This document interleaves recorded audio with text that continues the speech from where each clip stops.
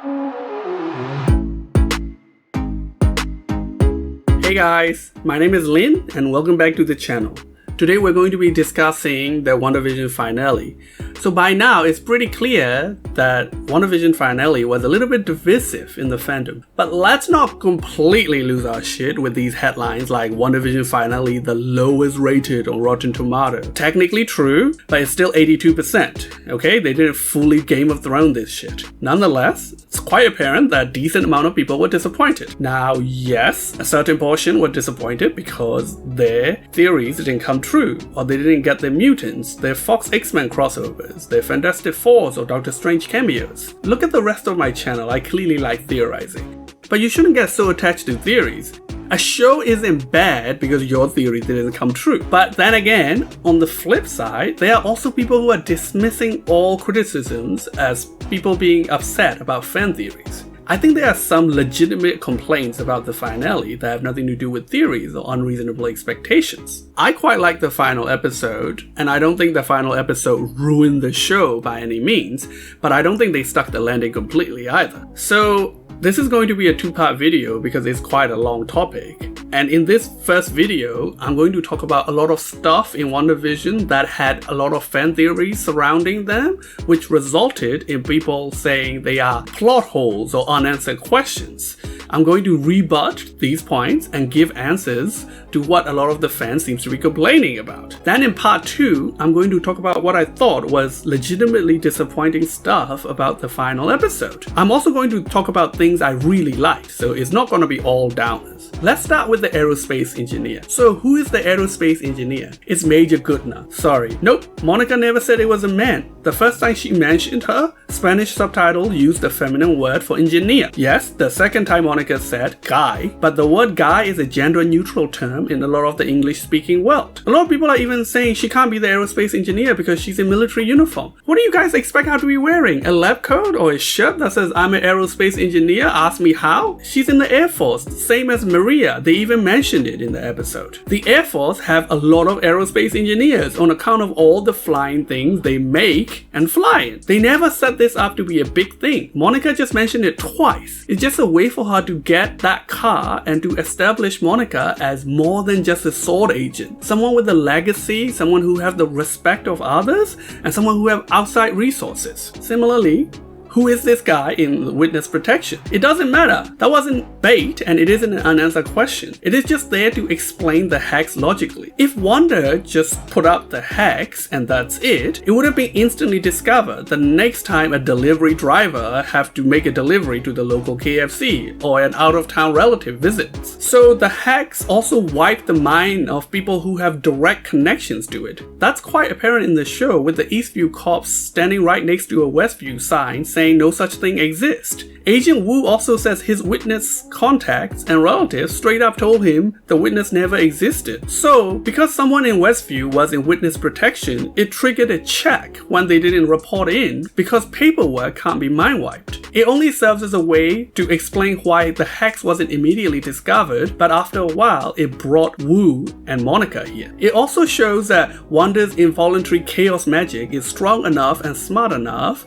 in trying to give her her ideal life, but is also imperfect as chaos magic that just lashed out of her in her grief. Similarly, what happened to the BeeKeeper? Again, not an unanswered question because it's not something that need answering. We know when people cross over into the hex, they get given a role in the sitcom, like Monica. Monica came into contact, so she was expelled by Wanda. That didn't happen to the BeeKeeper, so he must just have remained in the hex until it came down. We didn't meet a lot of the other 4,000 people exiting the hex either, so why are you guys seriously concerned about this Agent Franklin? No, he's not Franklin Richard, Reed Richards and Sue Storm's son. That's crazy. No, he's not Swarm, the Nazi villain made entirely out of bees. Yeah, that's a real comic book character. Probably worth the Google. So Agatha. Some people are even saying Agatha is a loose plot. Is it because she wasn't killed? That's the right choice. Marvel killed too many of their villains. Killmonger, Claw, Ultron. They should still be alive. They still have so much story potential left. Agatha had a complete arc in this show. We see her origin, and then we see how she was attracted by the Hex and schemed until she found out that Wanda was the Scarlet Witch. She tried to steal her power, but was defeated instead. Yes, she will probably be back later. That's a good thing. This wasn't a show about killing Agatha Harkness. It's a show about Wanda's grief. Her being left in Westview powerless under a fake identity is not an unanswered plot hole. People are asking similar things about the kids as well.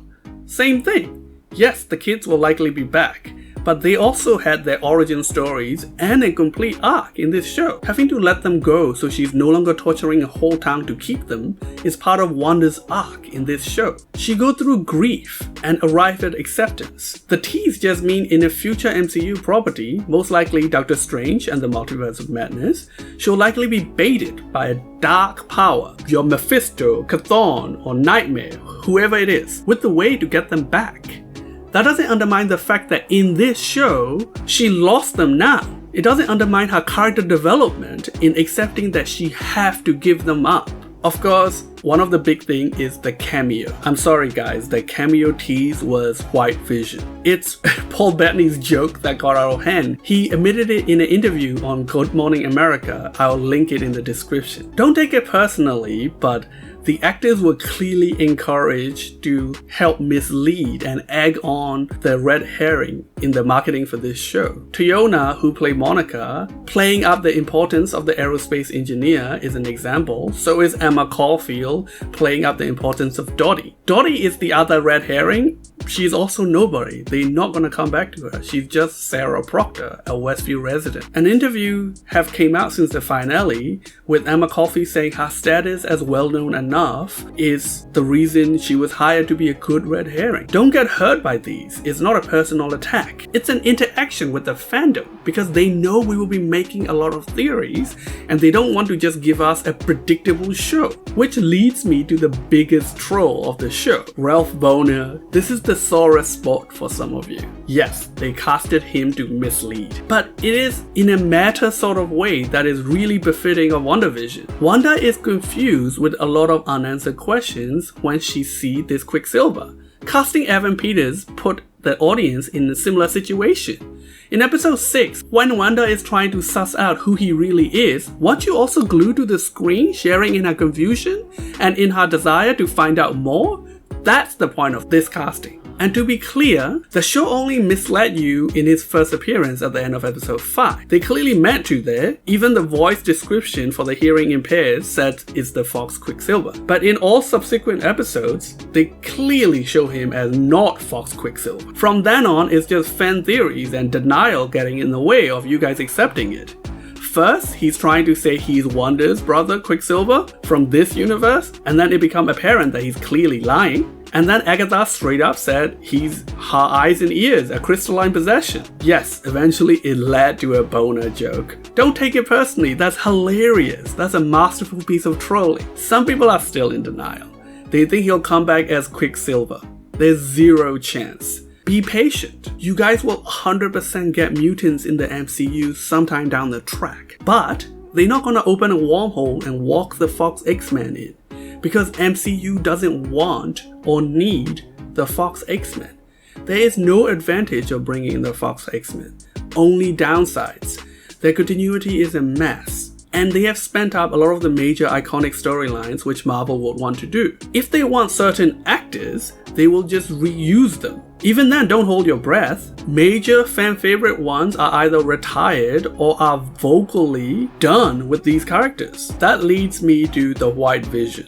A lot of people are saying, isn't Vision back as White Vision because he got all his memory back? Why did he just flew off? And why is Wanda even sad about Second Vision's death? Well, no, the Vision isn't back, definitely not as he was before. He have his memory back, but that doesn't mean he have the emotions associated with it back. If you give a man with amnesia his diary and a photo album, he would have information about his past, but he wouldn't remember the emotions associated with it. What the White Vision have now is data of his his past. In his case, he might not even have the capacity to feel emotions in this version, at least not yet. Infinity War clearly established that the Mind Stone is a vital part of Vision, and it's no longer there. The fact that he flew away itself is proof that the Vision isn't back. So yes, Wanda is still in grief, but I do believe that there should have been at least one scene between him and Wanda before he flew away. More on that in part 2. Now let's talk about Heyward. I can't believe a lot of people are defending Heyward. It must be because there are some theories centered around him secretly being one